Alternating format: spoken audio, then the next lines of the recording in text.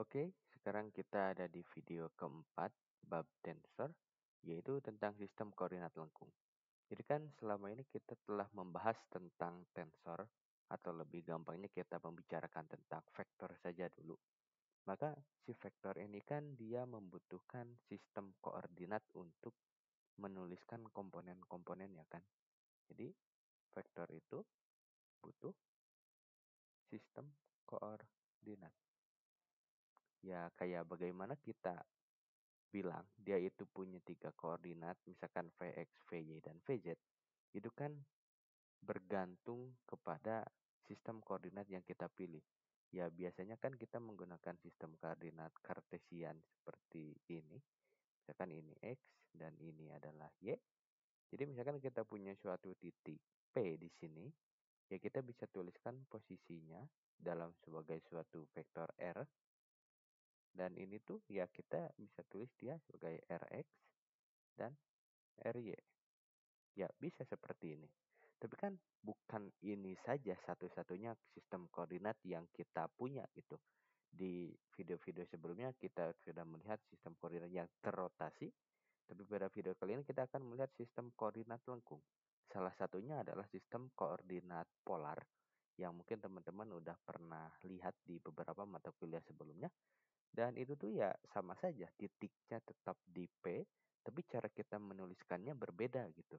Jadi alih-alih kita menuliskan komponen dia di arah X berapa, kemudian komponen dia di arah Y berapa, dalam sistem koordinat polar, dalam polar, kita itu tinggal menuliskan panjangnya dia ini berapa, misalkan R, lalu sudut dia terhadap X positif itu berapa, misalkan sudutnya adalah theta. Nah, antara Rx, Ry dengan R, theta itu kan cuma beda penulisannya aja ya. Tapi titik yang kita tinjau itu ya tetap saja si P itu dia sendiri. Nah, kemudian kenapa sih kita butuh sistem koordinat yang lain? Dan khususnya itu kenapa kita butuh sistem koordinat yang lengkung? Yaitu karena banyak problem yang kita temukan itu memiliki simetri yang khusus gitu. Jadi beberapa problem atau sebenarnya cukup banyak sih punya simetri yang khusus.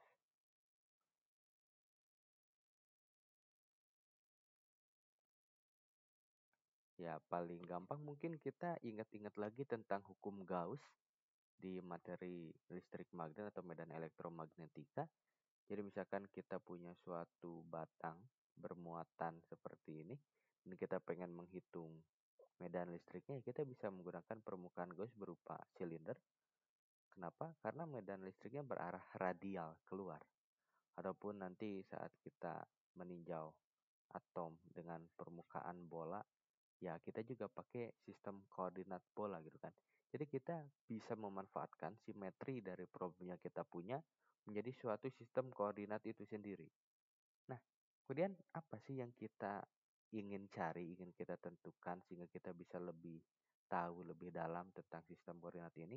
Ya, kita kan tertarik untuk mengetahui misalkan tentang kita mendefinisikan jarak di tiap koordinat itu seperti apa, kemudian perpindahannya seperti apa, dan sebagainya gitu. Perpindahan, kemudian kita pengen berpindah dari satu koordinat ke koordinat yang lain, itu juga seperti apa ya, sebut saja transformasi gitu kan, masih dan lain sebagainya, sehingga kita bisa pakai gitu. Nah, untuk menunjukkan ini semua, saya akan coba pakai contoh yang sederhana yang mungkin kita udah familiar, yaitu tentang sistem koordinat silinder. Oke? Nah, oke lah. Sistem koordinat silinder. Koordinat silinder. Oke, gambar dulu. Jadi, misalkan tetap XY ya. Ingat teman-teman, vektor dan tensor itu kan membuat kita bisa beralih antara aljabar yang lebih mudah dikerjakan dan juga geometri yang lebih apa ya, lebih bisa dilihat itu maksudnya seperti apa. Jadi kalau kita punya suatu segmen garis seperti ini, dan kita pengen menentukan berapa sih perpindahan atau jarak dari suatu segmen garis yang segitu, panjangnya berapa. Misalkan kita sebut dia DS gitu. Ya, kita lihat dari geometrinya, kita bisa tuliskan suatu besaran panjang seperti itu. Nah, seperti ini. Yang ini misalkan panjangnya adalah R, kemudian kita proyeksikan ke atas dia, dan ini adalah R, ya ini juga sama R. Nah, maka si elemen yang pendek ini, itu nanti dia akan sama dengan R D theta. Kemudian, yang ini akan sama dengan DR, yaitu perpindahan infinitesimal yang sangat kecil dari R dan juga theta. Oke, jadi bisa kita tuliskan. Apalagi untuk DS kuadrat, karena DS itu kan kalau teman-teman lihat dia itu lengkung ya. Tapi kalau kita ambil DR dan RD theta yang sangat kecil, ya kita bisa hampiri dia seperti segitiga siku-siku. Oke, maka DS kuadrat sama dengan DR kuadrat ditambah R kuadrat D theta kuadrat. Seperti ini. Oke. Ya, kita bisa lakukan analisis geometri seperti ini untuk koordinat silinder. Untuk koordinat bola juga bisa. Tapi untuk koordinat yang umum, yang lebih sulit kita bayangkan, kita gambarkan, ya daripada kita repot-repot ngurusin geometrinya gitu. Ya kita kerjakan aja secara aljabar, oke? Nah, untuk prosesnya saya akan ilustrasikan menggunakan koordinat silinder ini. Oke, jadi pertama itu kita butuhkan yang namanya persamaan transformasi koordinat gitu. Kayak yang menghubungkan antara si Cartesian X, Y, Z dengan polar R, theta, Z itu apa gitu kan. Jadi kita telah tahu gitu kan, X itu sama dengan R cos theta, kemudian Y sama dengan R sin theta, lalu Z-nya ya tetap saja Z gitu kan. Saja 4, 2 semuanya. Oke, terus apa? Ya, kita lihat dari sini aja lah. Karena kan yang kita butuhkan itu ada DR, kemudian ada D theta. Ya, kita cari diferensialnya. Oke, cari yang ke kanan aja lah. Cari diferensialnya.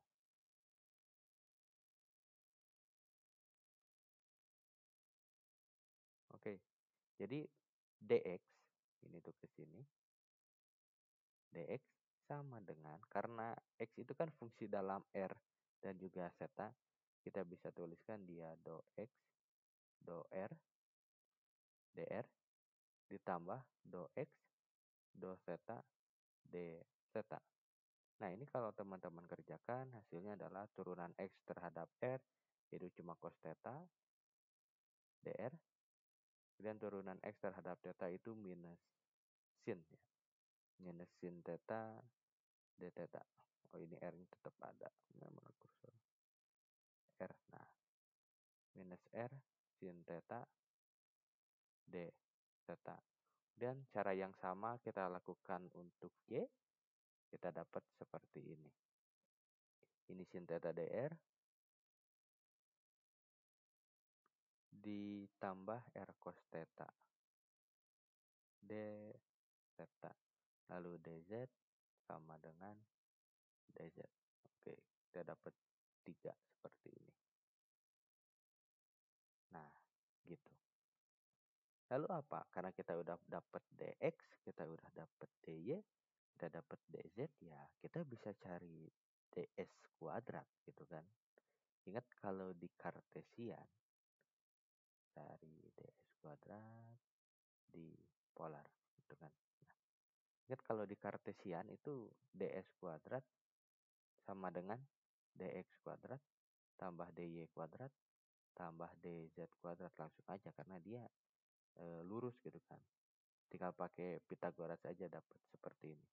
Nah, kita masukin dari 4,3 semuanya ke sini. Kita dapatkan dx-nya kita kuadratkan, maka ini cos theta dr ditambah minus r sin theta d theta kita kuadratkan, kemudian ditambah dy-nya sin theta, kemudian dr ditambah r cos theta d theta kuadrat tambah dz kuadrat. Nah, teman-teman bisa coba sendiri untuk membuka persamaan ini, kita kuadratin, kemudian kita jumlah-jumlahkan, kemudian kita kelompokkan suku-suku yang sesuai, yang bersesuaian. Maka kita dapatkan itu nanti hasilnya ya bakal seperti ini. Apa kita tulisin? Nanti aja lah ya. Oke. Jadi kira-kira nanti itu kita akan dapatkan bentuk seperti ini. Cos kuadrat theta tambah sin kuadrat theta dr kuadrat. Jadi kita kelompokannya tuh kalau di sini kan berdasarkan dx kuadrat, dy kuadrat, kemudian dz kuadrat. Ya kita juga sama, cuman bedanya bukan dx, dy, dz, tapi dr kuadrat, d theta kuadrat, sama dz kuadrat. Sesuai dengan koordinat yang kita pakai gitu. Dan ini ditambah dengan r kuadrat, sin kuadrat plus cos kuadrat, theta, ini theta, d theta kuadrat, kemudian ditambah 2 sin theta cos theta r dr d theta dikurangi 2 sin theta cos theta r dr d theta ditambah dz kuadrat. Nah, teman-teman perhatikan, ini kan ada cross term suku silang, yaitu ada dr kali d theta, dr kali d theta. Dan kebetulan ini tuh saling cancel, saling bunuh mereka. Nah, ini tuh salah satu sifat spesial dari sistem koordinat yang ortogonal, yaitu yang itunya 90 derajat tegak lurus semuanya. Oke? Nah, ini tinggal kita hitung lah. Cos kuadrat theta tambah sin kuadrat theta hasilnya 1. Jadi ini dr kuadrat ditambah r kuadrat d theta kuadrat ditambah dz kuadrat. Nah, kita dapat langsung ds kuadratnya itu seperti ini. 4, 4, 4, 4. Oke. Jadi kita udah dapat ds kuadrat. ds-nya kayak gimana? Oke.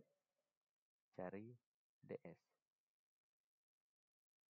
Ya, teman-teman bisa ingat. ds kuadrat itu kan suatu besaran skalar, dia cuma panjang. Tapi ds itu besaran vektor.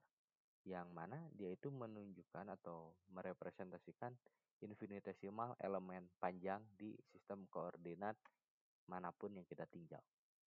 Dan teman-teman ingat bahwa ds kuadrat itu sama dengan ds didotkan dengan ds.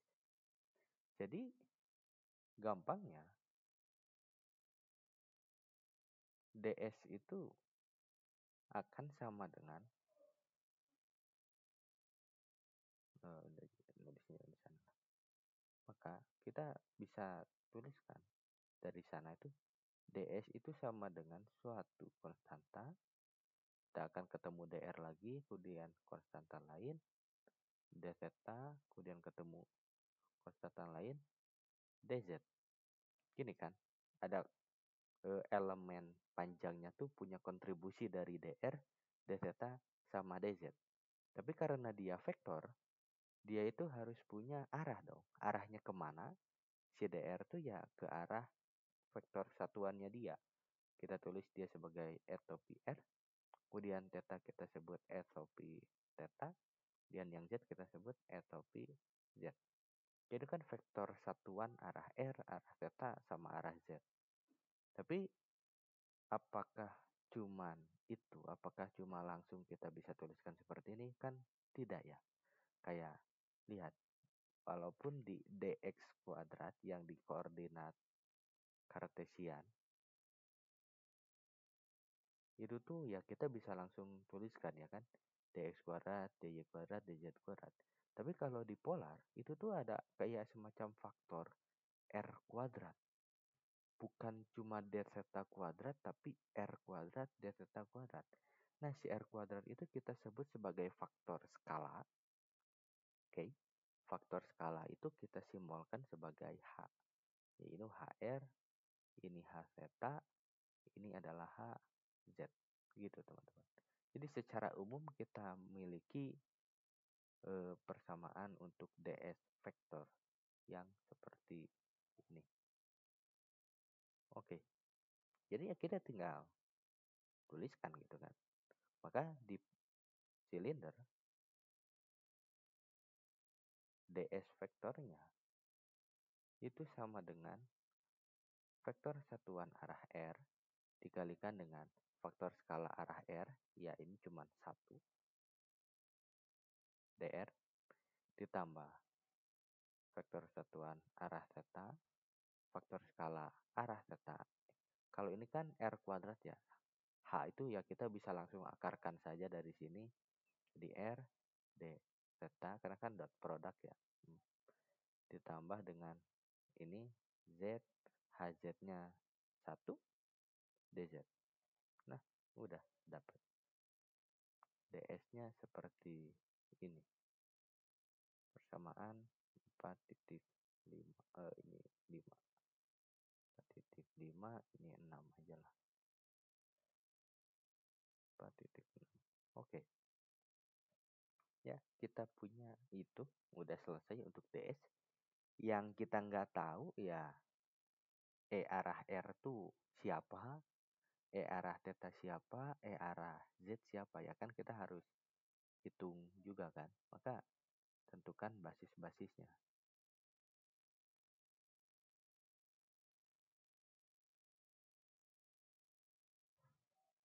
Oke, caranya seperti apa? Ya, ingat di koordinat di kartesian ds itu kan sama dengan I kali dx ditambah J arah dy, J dy tambah K dz. Ya, sama gitu kan. Di polar, kayaknya harusnya dipindahin sih. Nah, jelek kelihatan. Nah, maka di polar, bentuk yang harus kita punya juga ya mirip-mirip gitu. Kita nggak tahu vektor yang di depannya apa, tapi di sini harus dr, di sininya harus d theta, di sininya harus dz. Dan vektor basis yang di depannya kita sebut sebagai A dulu.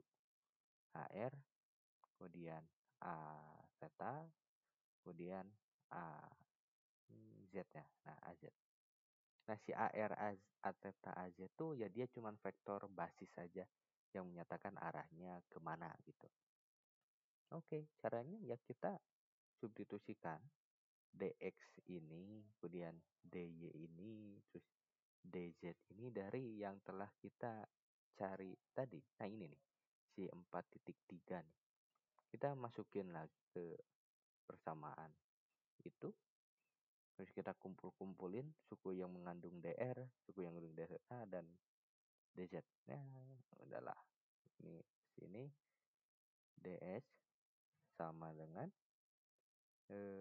I topi arah dx. Dx-nya itu apa tadi? Cos theta dr dikurangi r sin theta d theta ditambah j topi dy-nya sin theta dr ditambah r cos theta d theta ditambah k topi dz. Oke, lanjut. Kita kelompokkan yang ada dr-nya semua. Ini ada dr sama dengan I topi cos theta, kemudian dr. Nah, J topi sin theta ditambah J topi sin theta. Kemudian suku selanjutnya itu yang d theta sama dengan minus I topi, ya yang ini nih. Nah, yang itu R sin theta ditambah R cos theta.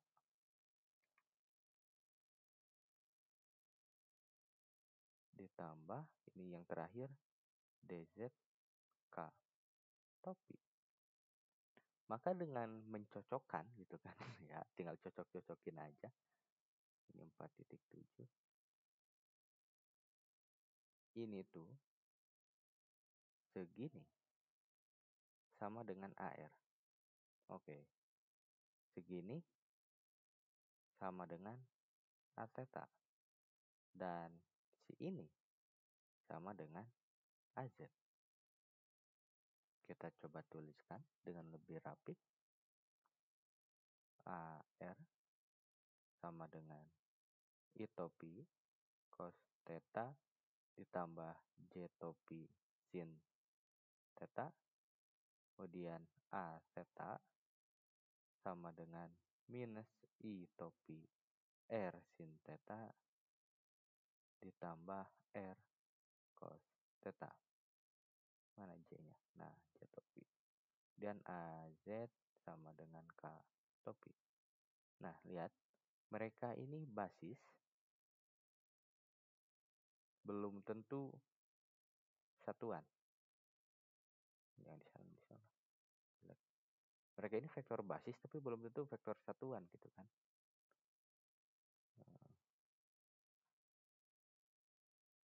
Nah, apa maksudnya? Jadi kan kalau di persamaan yang atas nih, si DS vektor ini kan kita butuhnya vektor satuan. Ya, di 4,6 ini kita butuhnya satuan. 45 maksudnya, 4,5 ini kan kita butuhnya satuan. Sementara yang kita punya cuma vektor basis. Ya, kita tinggal cocokin lagi. 4,5 sama 4,7. Lihat, bentuknya mirip kok. Bahwa vektor A, vektor AR, A theta, AZ gitu kan. Itu sama dengan vektor basis, vektor satuan daerahnya dikalikan H. Yang ini nih. Nah, nah yang ini.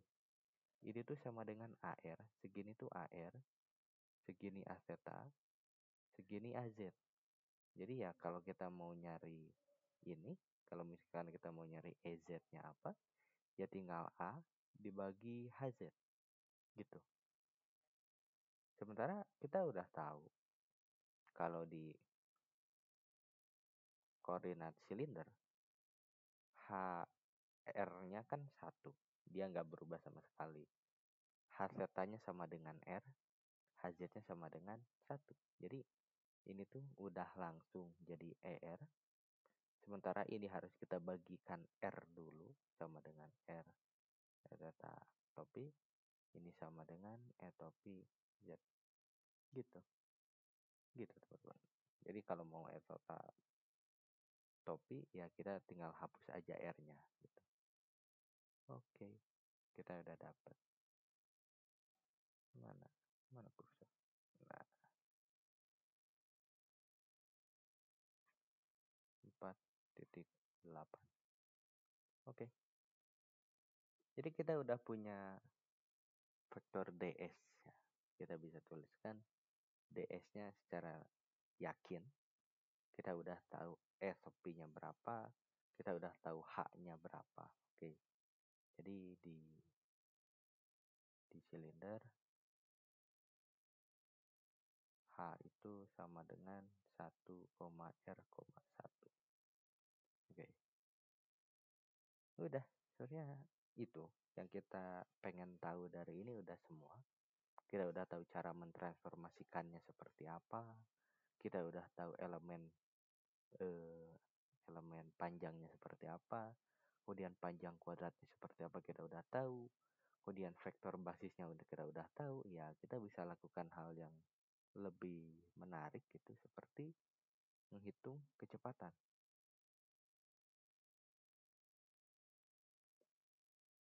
Ya, kecepatan itu apa? Ya tinggal ds dt kan. V itu sama dengan ds dibagi dt. Dan hasilnya ya ds yang kita punya tadi Kita tinggal turunin gitu. Kita turunin terhadap dt langsung. Atau lebih umumnya kita punya V sama dengan D dt dari vektor S. Kalau tadi kan kita cuma tahu vektor ds ya. Sekarang S-nya itu apa? Yaitu vektor posisi. Nah, walaupun di koordinat Schiller kita itu punya 3 basis, ER, S theta, EZ, yang muncul dipakai sebagai vektor posisi itu cuma R, ER topi ditambah Z, EZ topi. Si E theta topinya kita nggak pakai karena dia tuh cuma menunjukkan arah dari si ER-nya aja. Itu kan. Kalau kita pakai polar kan kita nggak perlu tahu E theta topinya kemana gitu. Oke, jadi ini kita tinggal turunkan. Hasilnya adalah kalau kita pakai notasi mekanika aja lah yang pakai dot-dot gitu. Maka hasilnya adalah R dot dikalikan dengan E topi R.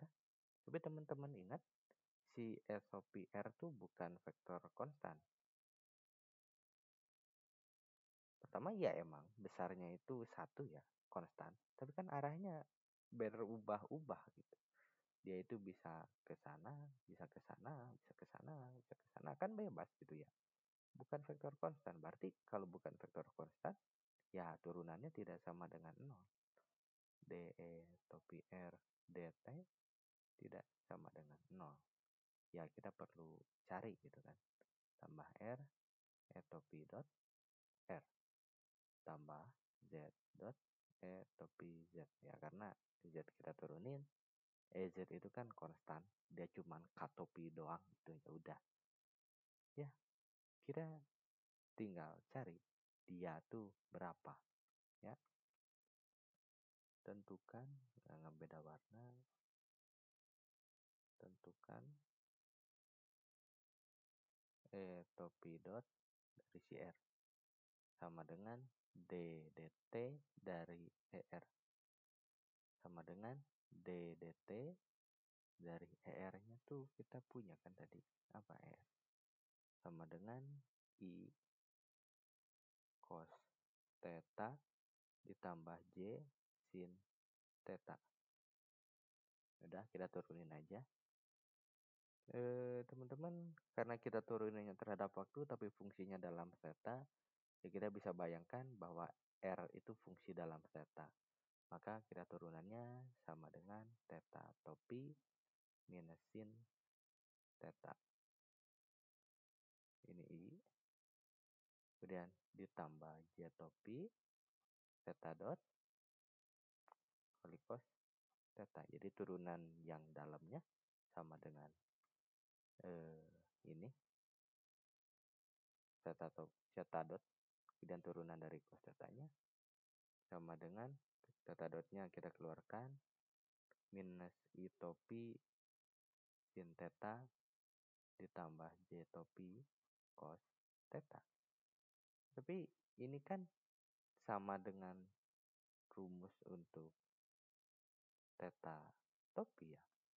Ini nih, minus sin theta J cos theta.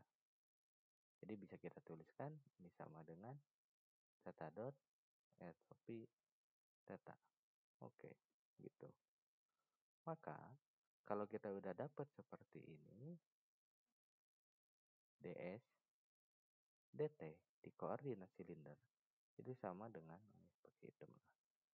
R dot E topi R ditambah R theta dot E topi theta ditambah Z dot K topi.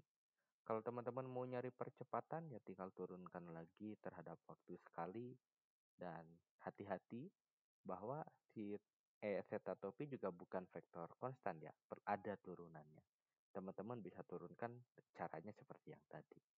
Oke, jadi kita sudah secara aljabar menurunkan semua hal yang ingin kita ketahui dari suatu sistem koordinat. Ya, tapi angka-angka ini tuh maksudnya apa gitu kan? Apa yang dimaksud dengan R dot, ER? kemudian kenapa ini ada malah muncul seta topi padahal sebelumnya nggak ada. Itu kan merupakan informasi yang bisa kita kembalikan maknanya ke dalam geometri. Dan saya mungkin serahkan ke teman-teman kalau tertarik, kalau punya waktu, itu untuk ya setidaknya mah apa ya, memaknai apa yang telah kita turunkan gitu.